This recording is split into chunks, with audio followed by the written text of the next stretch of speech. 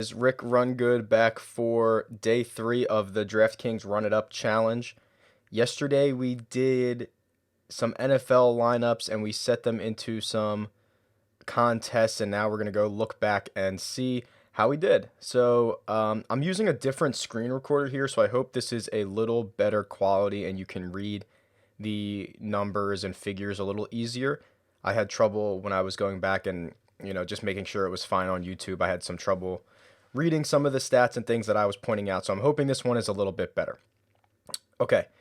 So the NFL. I haven't seen the final tallies of anything yet. I haven't really looked into it. It's 10 a.m. Monday morning on the East Coast, so I haven't really looked into anything too deep yet. Excuse me. But it was not a high scoring week, and I'm talking in terms mostly of quarterbacks. The quarterback play, nobody went crazy, which was good for us. But there obviously were some big days out there to be had. So let's look through this. Let's go over the lineup first, and then I'll let you know where we stand with some of the contests that we put this lineup in. So just starting from the top. Andrew Luck scored 16 points. He only had 187 yards. He did find the end zone 2 times, and he did not get nearly as many rushing yards as we would hope for. We talked yesterday that if he could get upwards of 30 or 40 yards, that's basically another touchdown in this format. So a little disappointing there, but like I was mentioning, and I'm going to pull up the scoring leaders from yesterday at quarterback, and this is based on NFL scoring. They just really aggregate this really well, so I like to show this, but it is based on their scoring. So, for example, they don't give the 3-point bonus to Matt Ryan for throwing over 300 yards. It's not 100% DraftKings scoring, but it's a good representation of what happened yesterday. And what you see is not a lot of great performances from quarterbacks yesterday. Andrew Luck ended up being the 10th ranked quarterback, but based on the NFL.com scoring, he's only 7 points off the leader, which was Eli Manning. So, it stinks that we paid. I forget what we paid, 9,600, or we paid up for Andrew Luck, and he was the 10th ranked quarterback. But any other week, that might have been much worse. We might have given up 20 points to the top scoring quarterback. So the fact that no one went crazy, and a lot of the big names really struggled. Ben Roethlisberger threw for 360 yards, but had no touchdowns.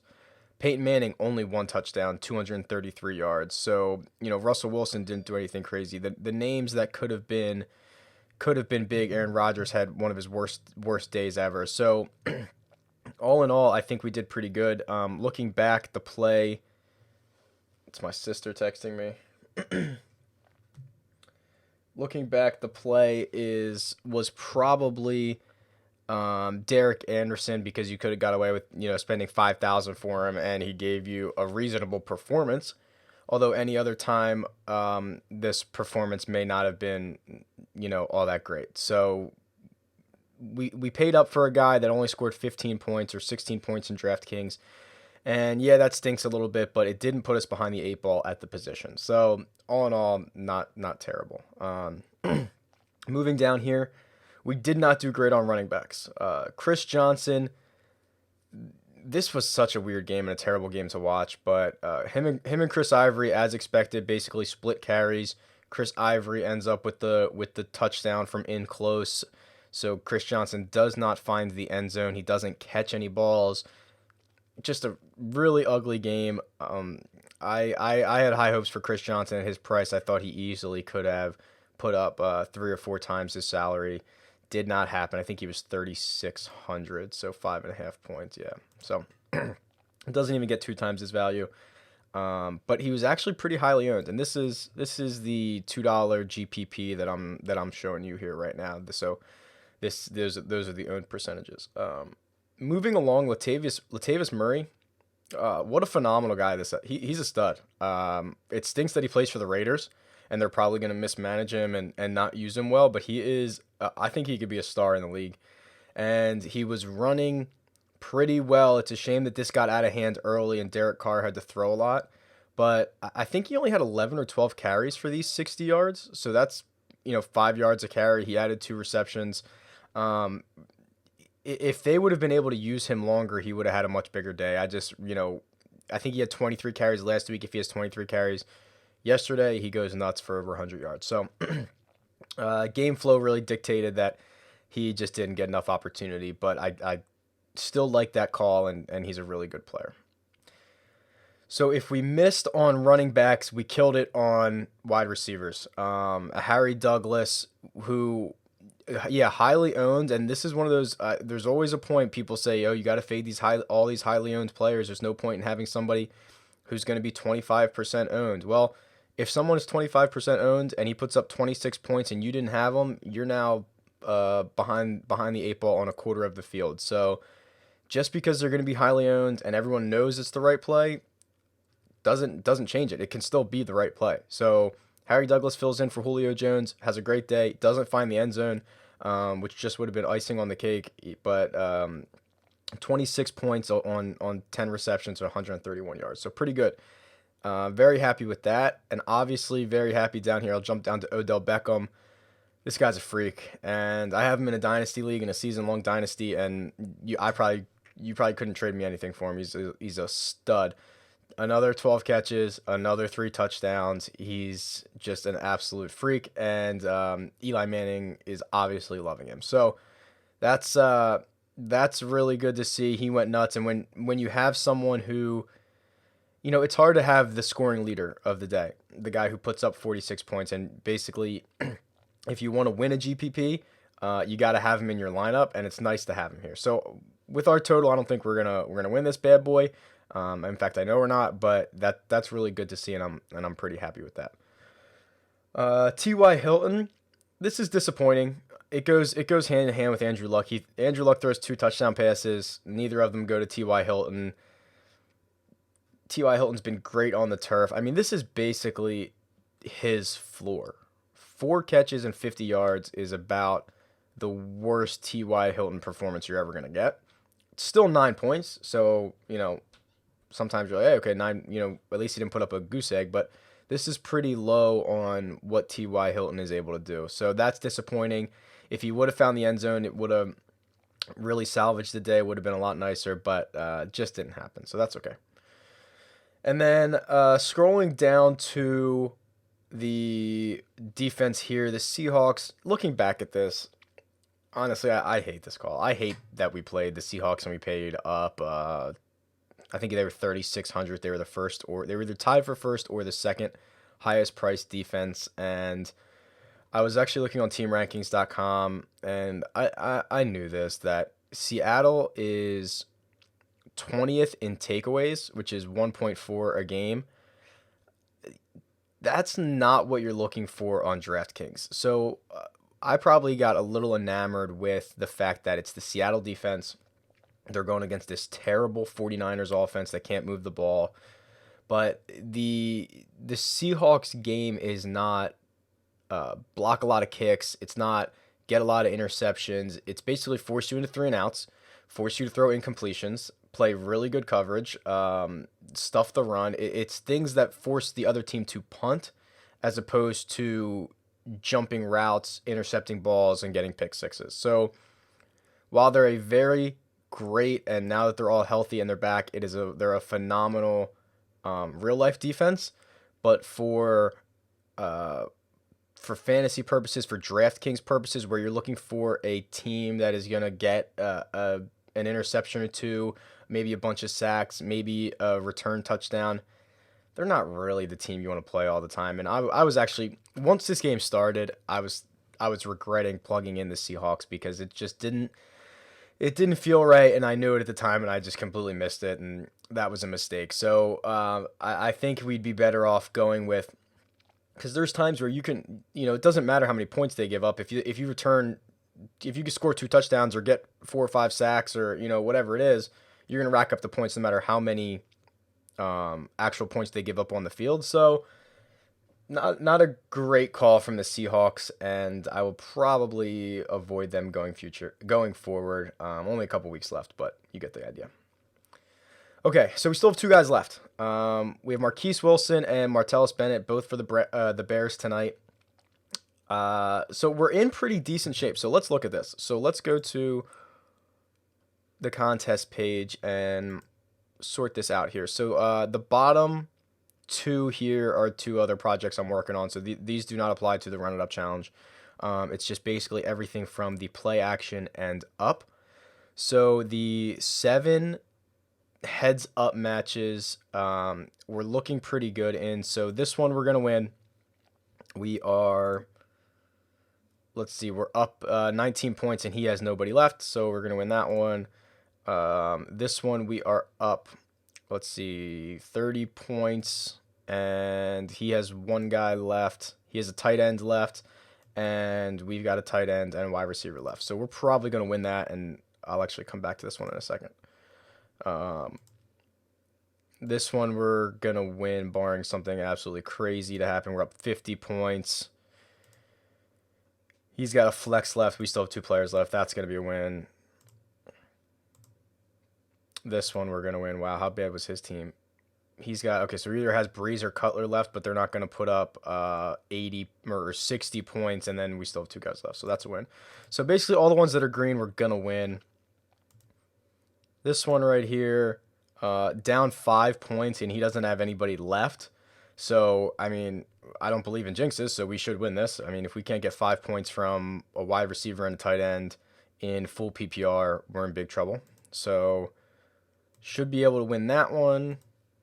We are not going to win this one, barring we would need a miracle. Well, 31 points from 2 guys. If they go 15 and 16, I don't like it, so we'll probably lose that one. And again, we would need a miracle to win that one. So I would say we are on pace to win 5 of 7. And then we have the GPP left. So the GPP is, we're at 904 right now. It pays out 600. Now let's open this up here.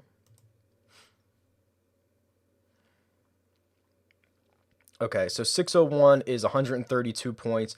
We're at 122, so we're 10 points out of the money with 2 guys to go. Assuming that, there are going to be guys ahead of us that have players left, we might need 15 or 16 points tonight to get into the money. I don't think it's that crazy. I expect a lot of points to be scored tonight. If one of our guys can catch a touchdown, string together a handful of catches, I don't think it's out of the realm of possibility to cash in this GPP, so I'm pretty optimistic about that as well. But what I want to do, let's go back to the contest page here, but we're in pretty good shape for tonight, or for this week in general. And I think just in the spirit of following the rules of the bankroll and all that good stuff, I'm not going to put in NBA tonight. What we're going to do is we're just going to ride with the NFL, and I don't want to put in other entries on money that we don't know whether it's coming in or not, if that makes sense. So I don't want to use 10% of the current bankroll with this money out, but I don't want to try to guess what we're going to have and use 10% of that bankroll. So we'll probably just stay pat tonight, let what's going on in the NFL play itself out, and that will determine our bankroll. Now, there is a couple interesting things here, and this is a little piece of strategy that I want to talk about. And I don't have a great example this week, but I have an okay one. So the benefit to playing heads ups in the NFL as opposed to 50-50s is that you can see exactly what's going on with your opponent for the most part. And you can change your lineups and basically guarantee yourself wins or give yourself a better chance to come back and win, if that makes any sense. So, for example, we had, I believe it is this gentleman here who we are playing. Okay, so we are up, what is that, 29 points with he has a tight end to go, and we have a wide receiver and a tight end to go. So this is either going to be Jimmy Graham or Martellus Bennett, right? I mean, it's the Saints and the Bears, and there's not that many other tight ends you could have. I can't imagine he has anybody else. But what you can do is you can get pretty close on this. So if you go through and you add up I'm going to go to the live scoring, because if you add up the salaries on this, you'll be able to see exactly who he has playing for the most part. So let me pull up the calculator here.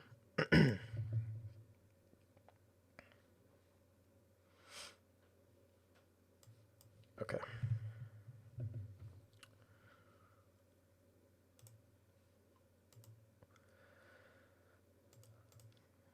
Okay, so Mark Sanchez is 6,500. Joik Bell was 5,900. 6,500 plus 5,900.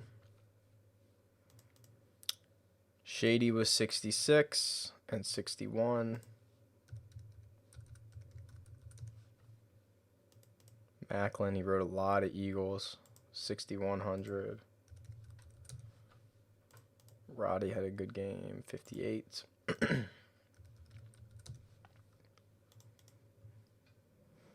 36 for Marquise Lee and 31 for the Giants. So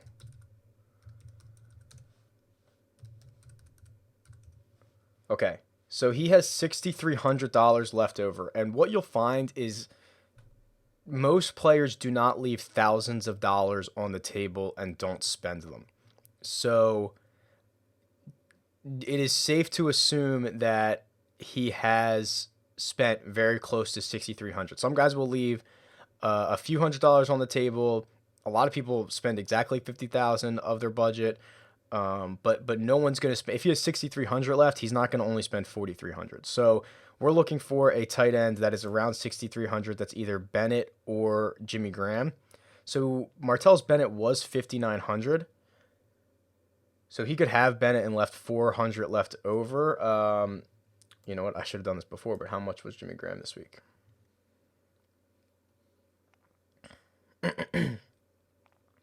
Okay, so Jimmy Graham, and I'll pull this over so you can see it.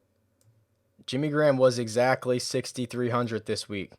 Okay, so I told you this isn't a great example, but he could easily have Jimmy Graham or Martellus Bennett, but the fact that he's 6,300 and he has 6,300 left, Jimmy Graham is, I'm pretty sure he has Jimmy Graham. So what I would do, and this is not a great example, what I would do is, if I had the flexibility to do it, I would swap out Martellus Bennett and put in Jimmy Graham, which would basically guarantee myself a win, because we're both going to win or lose with Jimmy Graham, and I'm already in the lead, so it doesn't matter. So that's what I would do. Now, a better example of this is a couple weeks ago where I believe the Steelers were on Monday night.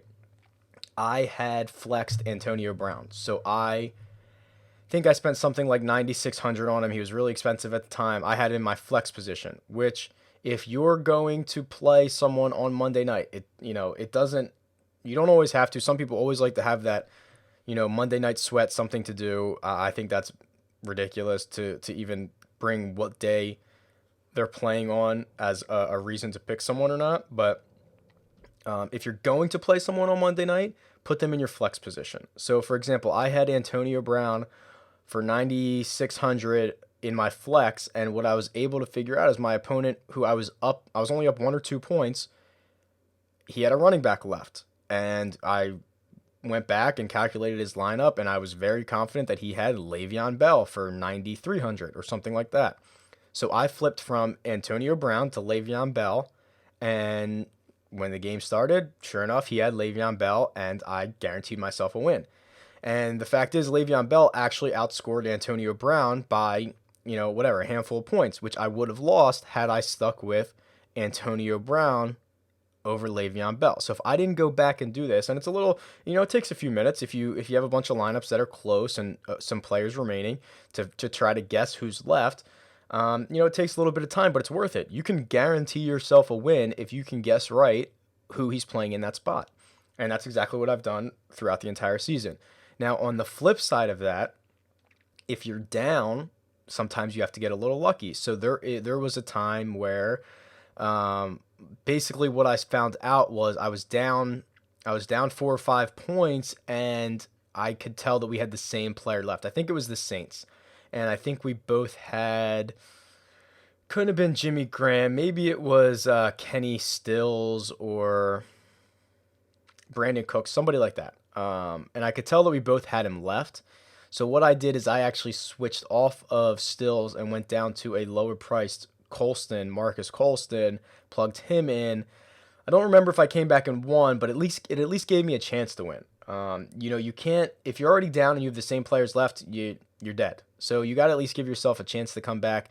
This is a strategy that you have to use if you're a heads up guy in the NFL because you can really just take money, and you don't have to risk it or sweat it out on Monday night. So that's not a great example for what the situation that we have left is. I'm pretty sure he has Jimmy Graham. I would switch to him if I could afford him. So I mean, Marquise Wilson is 3,000. So if he was 4,000, I would switch to Jimmy Graham and just plug any wide receiver in for tonight. It doesn't matter to me because I am very confident that he has Jimmy Graham tonight. So that's a little lesson that I like to do as far as the NFL goes. We were looking pretty good for tonight. I think we're in good shape to win, at least 5 of the 7 heads ups. And if we get I don't think we have to get a little lucky, but we get a decent production day, we'll cash in the GPP too. So we could be looking at a decent little day 2 here. So I hope you enjoy that. We'll get back to the NBA action tomorrow. But if you have heads up matches, I suggest that you go and check on who you've got left. If you need to find old salaries, some people don't keep the salaries from this week for every player. I have them all saved. Shoot me a note at the DF rankings on Twitter. I can get them to you. I try to put them up on dailyfantasyrankings.com, but honestly, I forget about it all the time. So I've got them all saved somewhere. So if you need to know what people's salaries were coming into this week and you can't find them anywhere, just give me a shout. So there it is. I hope you had a good Sunday, and we'll be back at the NBA tomorrow. All right, see ya.